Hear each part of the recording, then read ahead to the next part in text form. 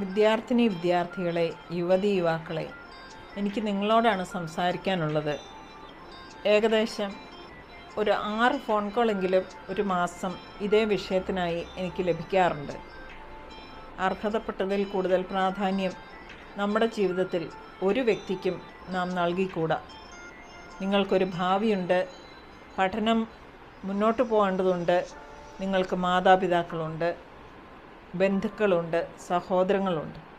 അവരെ മറന്നിട്ട് ഒരു ജീവിതം നശിപ്പിക്കുന്നതിനെപ്പറ്റി ചിന്തിക്കുമ്പോൾ തീർച്ചയായും ഈ ചിന്ത ഉള്ളിൽ വേണം.